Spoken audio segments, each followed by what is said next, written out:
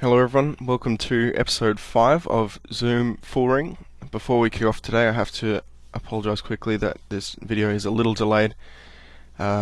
We had some technical difficulties with the file I uploaded a few days ago before I left for Hawaii, and then I've sort of been in transit for the last 48 hours or so, and now I find myself in a hotel room in Hawaii, feeling very relaxed and very happy with life.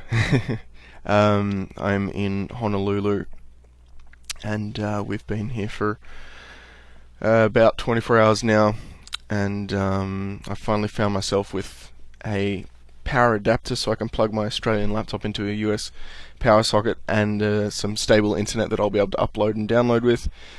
And we are ready to go and kick off episode 5, and we'll just jump straight into the video, but I'll give you some little updates as we're going, as to what I've been up to. We got in yesterday afternoon and just instantly jumped into a pina colada down by the pool. We're staying on at a beach resort here. Just quickly, table 1 here. 2016 opens under the gun. Blinds look pretty reggy, and the big blinds kind of squeeze. I'd probably fold this here. If either of the blinds were weaker, then I might find a call. And if the big blind wasn't so squeezy, it might be more of a call. So yeah, we got in yesterday, and it's just been heaven getting in. Heaven here since. We had lots of swimming, and we were down by the beach, and a turtle popped its head up right next to us as we were swimming in the beach just outside the hotel. Standard call on table 2 with ace queen suited, and I might give a quick thing to say as well.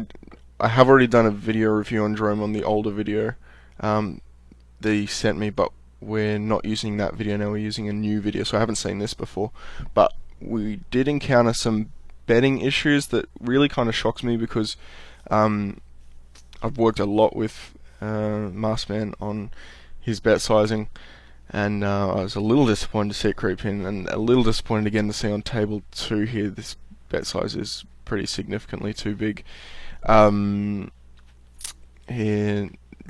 Maskman has been playing. I hope he doesn't mind me talking too much about his game or anything, but he was playing around 13-10. I'll leave the video going, and then I'll fill in gaps with this sort of history. Anyway, I just think this bet against this probably weak player, I think he's very likely just check folding here. If he's check calling, he's probably check calling with a hand like 7s, 8s, 9s, 10s, jacks or something, and he'll probably just check call once. So I'll probably bet twice too when check 2 here. But the bet sizing is too big to begin with. I think $1.50 is going to be fine here. I know that's very small, but that's probably going to be my standard $1.75, somewhere in that realm. 225 is just too big for a multitude of reasons. I mean, it's a pretty dry board, and also we can probably just assume that an unknown odd stacked player is going to be weaker. In addition, he has a smaller stack size, so we want to keep all our bets smaller. So a bit of a mistake here on table 2. But for Jerome's play, he was playing like 13-10 and kind of struggling at the games a bit. He was doing okay, but not really crushing as he wants to be doing. And I sort of just explained to him that, you know, you can't really crush these games playing 13-10, because, I mean, there's just so many other players playing exactly the same way. You're not really taking your post-flop edge that you're presumably going to have over a significant number of players, and completely stand on table 1, just check and give up. And you're not taking advantage of the fact that you're going to have, you know, Jerome's post-flop game is really good, I would say. And now just an easy bet on table 2. 3 or so, 250 or 3, it's going to be fine. If you're playing to 13-10 at these games where everyone's playing so tight, you're just not taking your post-flop edge and pushing it to its full ability when you have as significant an edge as Jerome is going to have over these players, then you want to be playing looser. I mean, and pretty much anyone watching these videos is presumably going to be one of the better regs because they're actively pursuing their poker. You know, they're not just a reg who's playing, you know, 13-10 or 12-9 or something nitty and not doing anything to better their game. You know, you guys are obviously presumably also reading forums, potentially articles, you're watching, you know, these videos and presumably other videos in series and stuff to help your game. And so you guys are going to be the active regs, the better regs that are looking to improve their game. A lot of regs who are just 13-10 or 12-9, even if that is how you play at the moment, a lot of these other guys are just playing 13-10, 12-9, that's just their game. They're just going to break even or maybe be slight winner and make it a bit of break back and stuff. I'll continue that in a second. 3-bet with the Queen 4. I'm going to pause the video and just bring up the email Jerome sent me with his HUD stats. Quickly here we've got I've got the email from Jerome showing his HUD stats. So if anyone wants to note them down or anything so they can review something later, I'm going to keep them in the bottom right off screen. But yeah, I just wanted to check to see what kind of stats we're looking at here. So interestingly, sorry, I'm just trying to hold on 1 second. Okay, so I thought I knew his HUD pretty. Oh.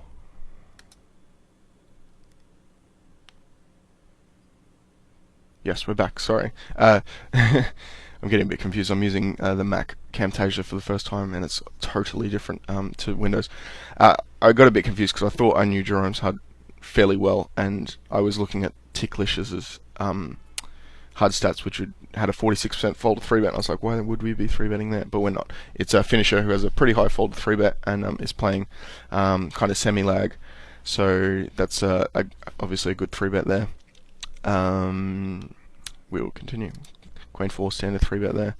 7's folding. That looks interesting. Come on, VLC, work with me here. Well, I don't know why the other 7 hasn't loaded. It's a bit of a glitch in the video, but he has pocket 7s here. Just trying to see who's behind us. I'm not even sure it matters, but I think this is always a call. This seems bizarre. Anyway, there's 2 unknowns as well, which would give me a decent amount of reason to call. Maybe it's because of the players, the regs behind it are pretty loose and aggressive. That might be a reason to fold. I don't know. If he feels that justifies it, then that's fine. I just, especially with 2 unknowns, there's no way I'm folding pocket 7s there. Yeah. Anyway, so Jerome's playing like 13-10. I was sort of explaining how you can't expect to be crushing these games playing 13-10 because you're really just not playing loose enough to justify, you know, your post-flop edge that you're going to have, and you're just not going to be stealing enough against stealing enough to crush against these players. So here's a spot where in a vacuum I'd consider donking on table 2. I think Jerome's mouse is about to move to his c-bet percentage. If it's 63, I'd probably consider donking. Probably anything over 65 I would just check call with. 63 is close. I don't mind check calling and I don't mind donking either. Yeah.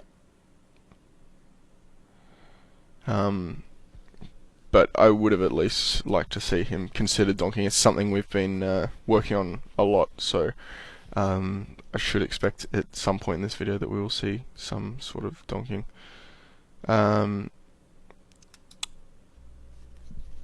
Not that big a fan of this. He's not aggressive, so we can never expect him to bluff. This is just a really easy thin value bet on the river. It's not even really that thin, like top pair, third kicker. It's going to be pretty standard. I'm not exactly sure what's happening here. In addition, because he's not aggressive on the river, he's just never going to bluff raise us. Ever. 20% aggression frequency over a 1.7k sample, so we're going to be absolutely certain that we're just never getting bluff raised. So like, just bet 2 here. or 3. You could really just bet any size and feel really comfortable about it, but I personally I'd be betting like 2 or 3 here. Yeah, between 2 and 350 I think is going to be fine. Good to see we're at least considering a 4-bet on table 1. Seeing what his stats are here. Fold to 4-bet out of position, no stat yet. So he's just folding, that's fine. Not really sure what he was looking for there, but probably look for a fold to 4-bet out of position, which we didn't have that stat on, or general fold to 4-bet. Or if you have it, like a 5-bet stat. So we've been working on loosening him up a bit, and it's been going really well for him. I've been trying to get him to, similar to my old game was when I was playing Rush on full tilt, around 16, 13, 17, 14 with like a 5% 3-bet. And he's getting up there now, and it's working definitely better for him than it was before. As I was saying, you just don't really even have the potential across playing so tight, simply because of the other players are all playing the same nitty style of games. You know, it's that basic sort of theorem of if everyone's playing tight, then you should be playing loose, and everyone's playing loose, then you should be playing tight. It's especially true here because when we're playing loose, the only problem that some people come across against is they get stuck in spots that they're not used to, and they have problems post flop. But Jerome has a really solid post flop game, so I don't expect him to be encountering too many spots where he is totally uncomfortable doing something with. It is an interesting spot on table 4. I don't know. Yeah, I think folding's probably just fine. If he called, I wasn't gonna mouth off to him for it at all, but oops, sorry, that's my alarm to remind me to do my video this morning. But I was so excited, I am already on it, baby. Yeah, I think it's out of position with no diamond. I think it's fine to just fold there against someone who's not particularly aggressive. If it's someone who we can expect to be making a lot of moves on the button there, I mean, you might want to call and see how it plays out, especially if they're giving up on a lot of turns where they have low turn and river aggression frequencies, then that could be fine. But yeah, in a vacuum, I'd probably just give up there. Don't really expect to get too much information, seeing that we only have a couple hundred hands on this guy, and he's 3-betting basically every hand in this spot. I would be betting, pretty much 3-betting his entire range.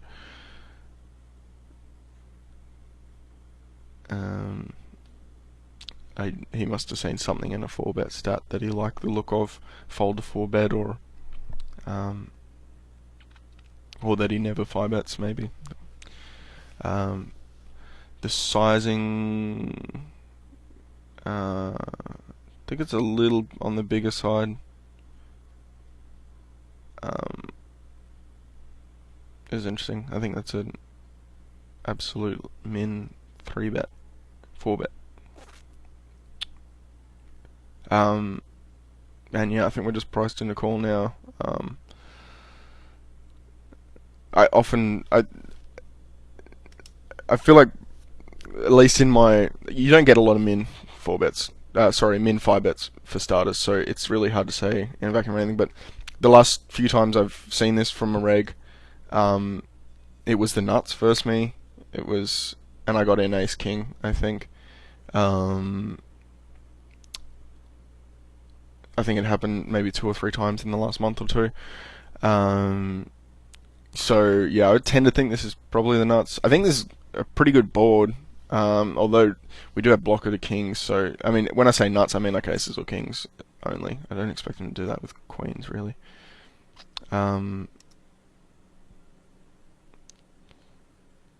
Interesting spot on table 2 as well. 4 hands playing 15-7. I think I do just like a cold call there and see what happens. Yeah, just gonna have to give up on table 1. even though it is one of the better boards and one that I expect him to check back some percentage of the time. I like his bet sizing. Um, Unless he's particularly aggressive on table 2, I'm not really sure why we're checking. We've got basically the second nuts, unless he has a straight flush, so not really sure what's with the check back. I feel like you can still call with heaps worse, like 9s or 10s with a spade would probably call there. Jack Queen with a spade, 2 queens with a spade maybe if he somehow has a low 3 bet over a small sample. So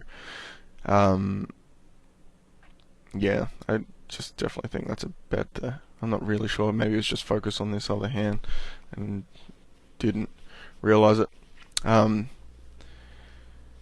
That's something we've been working on of his, is value betting a bit thinner and being more comfortable value betting smaller. It's something we worked on. I work on with all my students. I value bet really thin, so that just naturally oozes out of me when I'm coaching students. And whenever I'm doing sessions with students, I always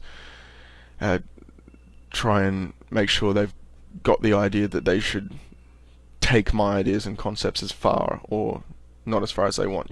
As I think I may have even said this last week or something, you sort of be like Daniel Negreanu, where you take the best bits of the people's games that you play with or get coached by, and you take the best bits that work for you and you feel you want to work with, and you just disregard the other stuff, or even not necessarily disregard it, hold it in your realm of information, and maybe fall back on it at a later stage if you feel like you're ready to give it a go or whatever, or you feel like maybe the games have changed and an idea might be usable now that it wasn't in the past. So excuse me. Yeah, so I value bet super thin, and that's something I try and push pretty strongly into my students. The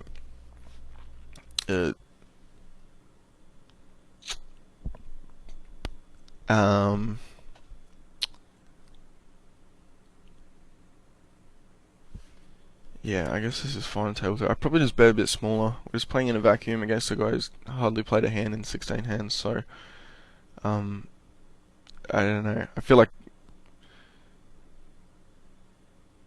there's nothing really bad about the bet size. I just think smaller gets called wider. Like, we really just want him to call with anything there. And if we bet too big, I think 4 is getting close to a point where we're betting too big, where he'll only call with better hands. Or at least with just aces, of which a lot of aces are beating us, or we're basically 50. Oh, no, we had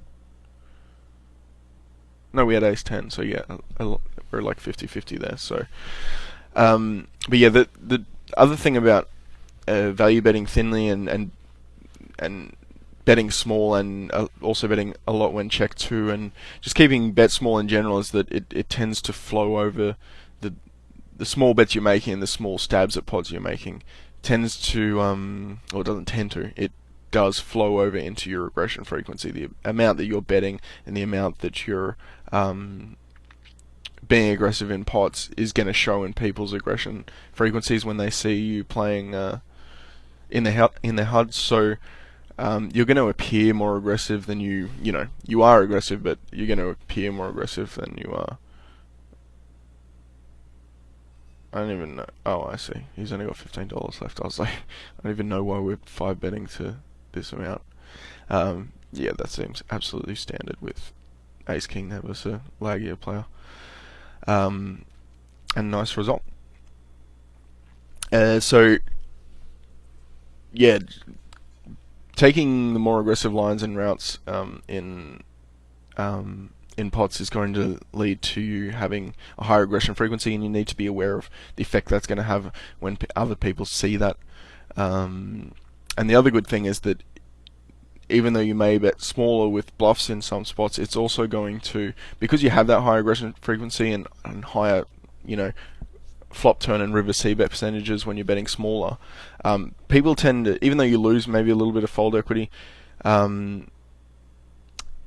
in some spots, or theoretically you do. I don't believe your bet sizing matters too much. I probably just bet half pot on that really dry ace high flop there, but not not a huge difference.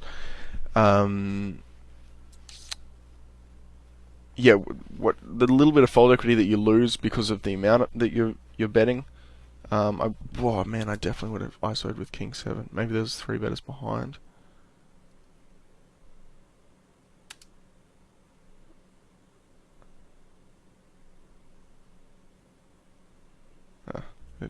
VLC doesn't want to take me to anywhere but here. But anyway, the little bit that you lose because of the bet size, or at least people think you lose, I'm not entirely convinced that there's a lot of elasticity in people's ranges. But the little bit that you supposedly lose, you tend to pick up in the fact that they see that you're barreling a lot, they see that you're betting more when checked to, etc., etc. So people tend to be a bit more scared of your stats.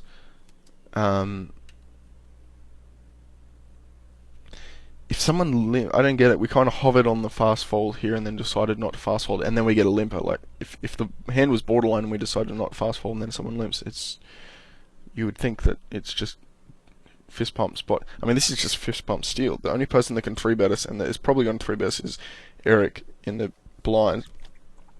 Everyone else is tight or hasn't played a hand yet. So yeah, I just steal really small here. Probably just go to like $1.50. I'm not exactly sure why he would think about quick folding and then not, and then get a limper and then quick fold. That seems kind of bizarre. Maybe there's something else that I missed. I don't think there will be, but who knows. So yeah, the aggression tends to stem over into your stats, and people just tend to give you that little bit extra fold equity because of they don't want to have to, you know, deal with the 2 or 3 barrels that you're very likely to fire, or other aggressive plays that you're likely to make on later streets. So that's another thing to keep in mind about small bet sizing that I think works really well for me. Standard still with the Ace-7 suited. There's a few things that had come into Jerome's game that I haven't really noticed or seen before, which have been interesting so far in this video. It seems like a really bizarre call with Ace-7 because the guy only had 50 big blinds, and he's 3-bet quite big. He's gone like just over 3x, I think it was, or maybe 3x exactly. And when he's only got 50 big blinds, he should be 3-betting smaller generally if it was into right range. So, yeah, I don't know about that. I'd either just fold or 4-bet really small, depending on what his stats were. But anyway, tables 2. I think this might be an ISO pre. I guess this was just lamped at 2550. This would just normally be an ISO pre, and almost definitely a donk once we get this board, and one non-aggressive player and one unknown. So yeah. The other thing that I had in the video that I made before is that I was talking about Jerome normally plays 100 and all, and but we've been trying to loosen him up and trying some really unorthodox things in his game that I have in mind, and he wanted to move down to 50 and all to try those out and whatnot. So that's why he's got pretty decent sample on a lot of players down here. I'm really not enjoying this sixes hand on the right. I just feel like we get here. I'm not even sure I need to say anything. I think most people will realise why I don't like what's going on. Whether it be the ISO pre or betting the flop. I mean, we've got the best hand like so often on the flop, and to check and then just check when we get an overcard, it's just, you know, it's a really sucky spot to be in. You can kind of just, I don't know. I don't know if you guys get it, but I can just feel it when I see that situation, that like when we've checked and then this overcard comes and he checks because someone could just have a jack. It's like, I don't know. It's just not a nice feeling. That may sound weird, but yeah. So just lead the flop or ISO on that one. But yeah, he's been moving down to try up his loosening game, and then some of the tactics we've been employing some of the different players we've been employing, and yeah, so far so good for him. And I think now he's just switching and swatching back between 50 and 100 NL, which is great for him. I was going to talk about the hand on the left, but it got squeezed. So Hawaii's been pretty amazing so far. Very relaxing. Got an amazing hotel room. We're right on the beach. Nice little pool, and then yeah, we had a visitor from our turtle friend who seems to be a local, and pops his head up from time to time on the beach right outside the hotel.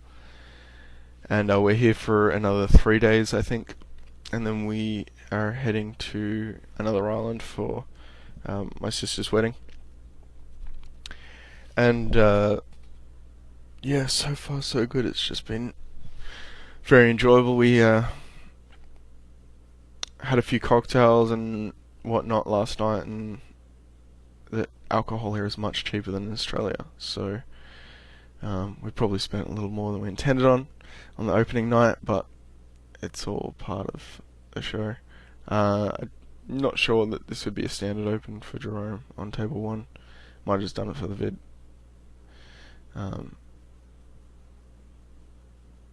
Seems kind of loose, but probably fine if he's comfortable doing it, and I figure he probably is.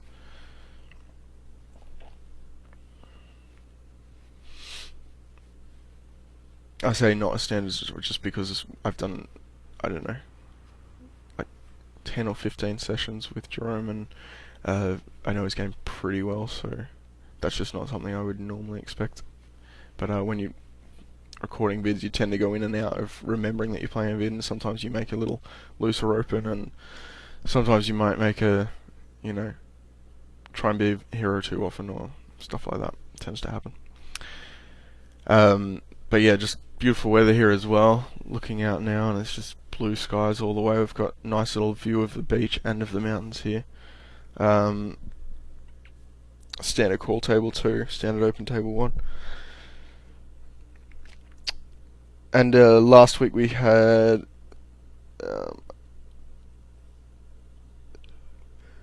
okay, this is interesting. Table 1, I think c-bet's fine. I think looks like the buttons we've opened like MP1. I think the c-bet's fine. I feel like a lot of his range is going to be like 5s through 10s here, or even like 2s through 10s maybe. Might be a bit too tight to have 2s or 5s. 2s to 5s there. So yeah, I think probably more like 5s to 10s is very realistic and frequent. So I'm gonna bet this a multitude. I'm gonna see bet this like almost always. Because I think he might even fold some of those lower pairs like 5s or 7s or something, and if he calls with 8s, 9s or 10s, then there's a lot of good cards that we're going to barrel. Any ace, any 10, obviously any king or queen is going to give us a good hand, a 9. So yeah, anything that improves our range, and I might even just double barrel anyway. I mean, it just depends on my gut feeling and whatnot of this player, as to whether he's going to fold, and any history and what I think of his game and how he's playing, and any stats that might help. But just expecting him to almost always call with a pair on the flop, and to almost always give up with it on the turn, or certainly the river. I don't just expect him to call 3 streets with like pocket 7s there, unless it's like, even if it's just like total bricks, if it comes like Jack on turn and river, so there'd be 3 jacks out there, and he would have a full boat. Smallish 3-bet here from someone who's not 3-betting a huge amount. He's slightly loose passive, slightly on the loose passive side.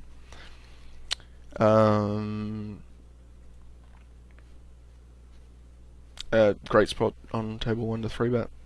I probably prefer calling here myself, but I would not. I would think it's much closer versus for any students of mine or Jerome himself. Yeah, I tend to call a lot of 3-bets in position, probably even too much sometimes, and just bank on the fact that I'm going to be stealing and making a lot of plays post flop. But not everyone will be doing that, so that won't be a call there for everybody. The main thing that I was feeling like it was a call is just it's pretty small. It's only 2.5x 3-bet, and he's out of position on us. So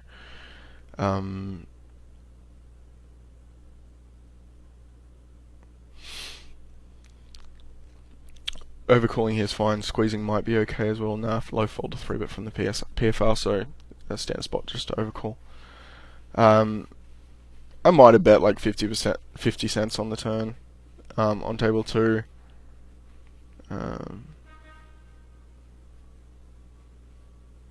Occasionally you can hear some of the boats coming in and honking. They just pull right up to the shore here when there's literally hundreds of people just swimming about like these huge catamarans and stuff, and they just pull right into the shore.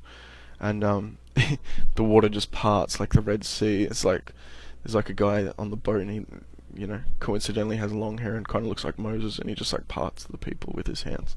Yeah, anyway. That'll probably be my only biblical reference ever in any video. So everything's super standard on the tables at the moment. Do we want a c-bet here? If I'm getting a c-bet, it's going to be like the sort of c-bet that a midget would make. Really small. And I certainly don't hate checking.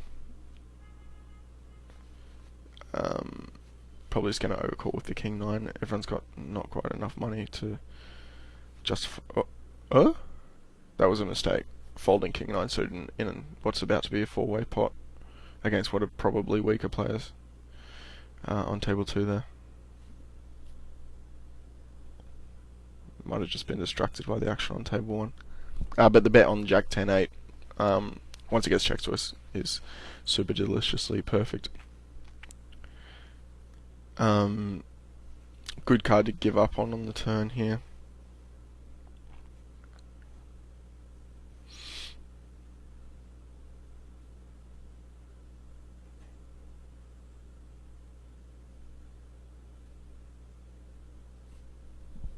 It's good to see the old min raisements coming into Jerome's game. I'm pretty sure that's something we've only introduced recently, and I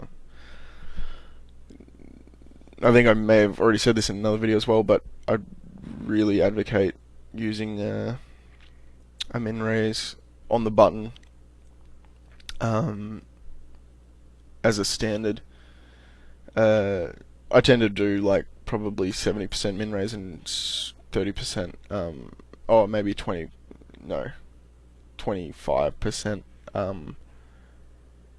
2.5x and maybe like 5% 3x, where there's like a fish in the line, so I'm just going to be unbalanced and just open big when I have bigger hands there.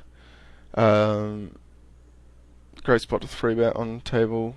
It's a bit too big though, don't you reckon, Jerome? Yeah, I can see him nodding his head right now. He's only got just over 50 bigs, so and plus we're just going to be bluffing here like really often, so we want to keep our bluffs really cheap. I mean, a lot of our value hands we're probably going to flat and hope to get squeezed behind. We get called 5-bet here.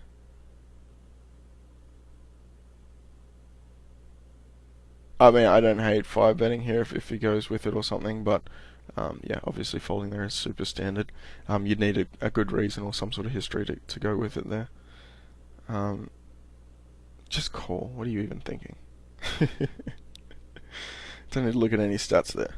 We're deep. We've got pocket 7s. We're in position. There's a fish who's very likely to limp call. No one behind us is squeezy. It's snap it. I feel like Jerome might be overthinking a little bit because he's on video, which is fine. That tends to happen. But I think he's just being extra sure that he's not making any mistakes. The first video he sent me, he told me, "Oh, I played pretty poorly in this," and blah blah blah. And he did. There was a huge number of big bet sizing mistakes and other stuff like that. That came up, and just some plays in general that didn't seem very good. Table 1 there, I think I'd probably just keep all my bets a bit smaller against that guy. I mean, presumably we're betting for value, and I think it's fine to bet for value. well, we're definitely betting fake because we'd never push him off a better hand than ours. So, um, yeah, I mean, just bet small and keep his range wider, and we can, again, if we're betting small, it means we can go for theoretically more streets of value, which is, again, to every player on this table that's not the fish who probably isn't using HUD, but they're going to then get the history of that hand in their HUD, and they're going to see, again, we're more aggressive, we bet more streets, blah, blah, blah. It doesn't say anything about the bet sizing, so it's just another sort of thing where, I think you could go for three streets of value there, three small streets of value, as opposed to betting, 60% a pot, where really we can only get two, maybe. Um, yeah, even if that's not exactly correct, explained on how many streets and sizing and stuff, I think the idea is pretty clear there of what I'm getting at. Camtasia Macintosh does not tell you how long you've been recording for, so I can see the vid's been going for just on 25 minutes. So we'll probably do another around 6 or 7 minutes of this and then wrap it up. Okay, this is something I'm going to want to have a look at. Okay, so this is obviously a weaker short stacky guy, and I know he's weaker because he's 3-betting miles too big for a button versus blind battle when he's only got 50 big blinds. He's gone like 3.2x, so instantly I know that he's not one of the better guys. I mean, even though his stats all look fine, I can he's obviously just not. Even if he is a professional short stacker, he hasn't studied and done his due course, understanding how short stacking works and whatnot, because all your bets, raises and whatnot when you're short stacking need to be small, and that's why we do it as well against short stacks, keep it smaller. So he should be 3-betting smaller if he's any good. I missed the fold to 4-bet, but if it's anything decent, I don't hold it. 5-bet range, 5-bet percentages, 22%. I don't have a 5-bet stat in my HUD, so I can't tell you if that's particularly high or low. I think it's low, and I think his range is low as well. But that being said, I just don't feel like he's got enough money here to fold when he 3-bets that big. I think if you 3-bet to like 325 and then we 4-bet to like 650 or 7, then he might just bluff shove. But here I just feel like, I don't know, he's opening big. It just seems obvious that this guy's is probably not a very good player, and I would just fold to the 3-bet.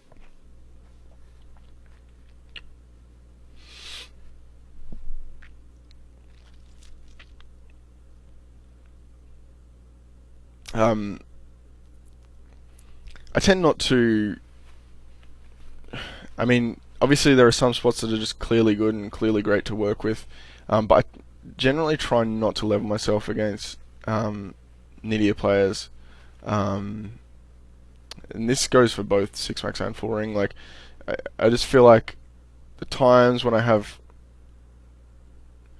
losing sessions or where I don't feel like I'm playing as well are the times that I think we've just got a call here. This is basically a min 3-bet.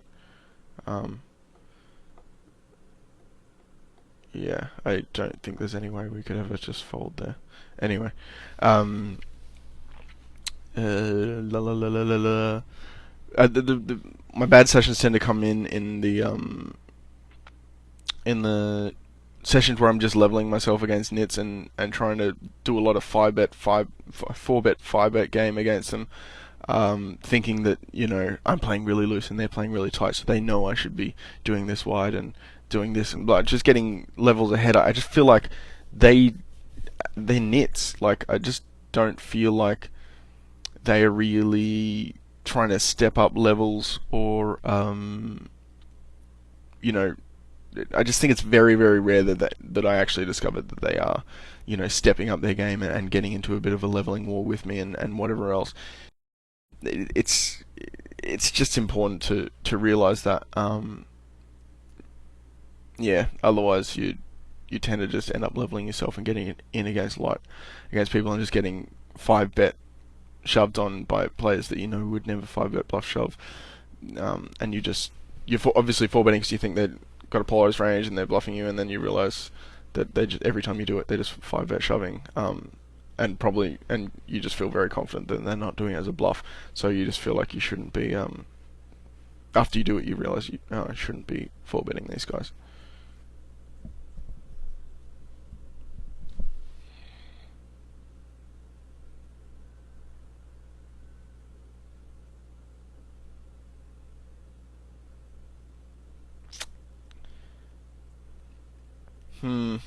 Yeah, checking is pretty fine, and I kind of just want to put in a bet to stop him from betting.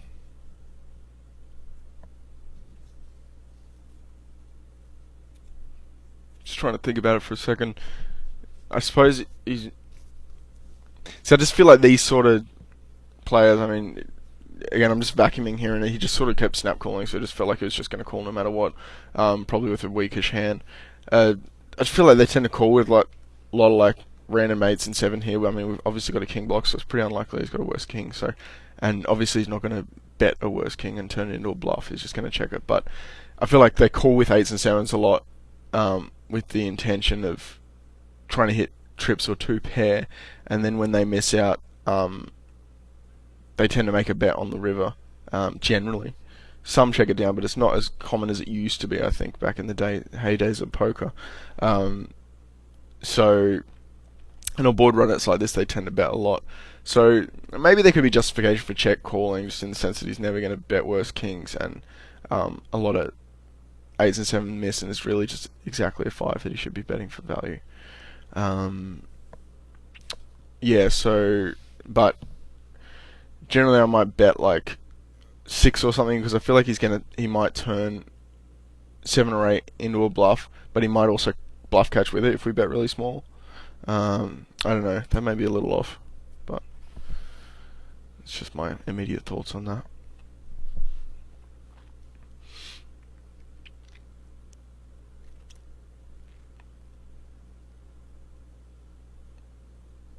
So the feedback's been good on these vids, mostly positive and mostly, well, pretty much all of it has been constructive, offering. There's been some feedback saying that people want me to go into deeper thought process, especially on my live play vids, because it's hard to know the exact reason why I'm taking such an aggressive line or making such an aggressive play in certain spots. And I thought I was going into it pretty detailed, but people seem to want more in-depth discussion. I'm not going to do any more live play vids for this. I'm going to do post commentary, so I will be going in deeper. If my math is correct, we'll have this is episode 5, and then next week will be another student video review, and then we'll come back to 1 live set and 1 student video review, and then we'll be done. So there'll be 1, not live sweat, but of me playing.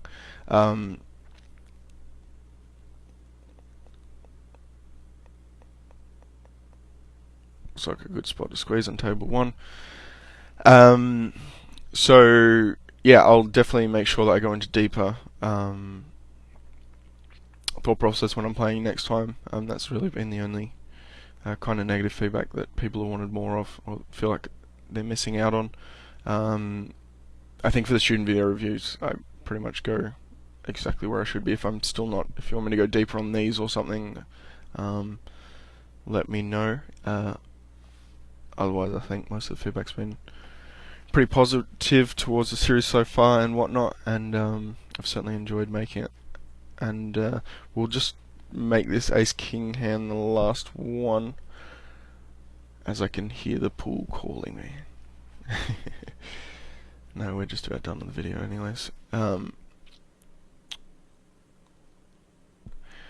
we'll finish up there. I hope you guys have enjoyed this episode, and please leave any feedback or comments in the box below, as you always do. And hope you guys are having as much fun out in the world as I will be in Hawaii for the next week. And all the best. Run good. See you next week.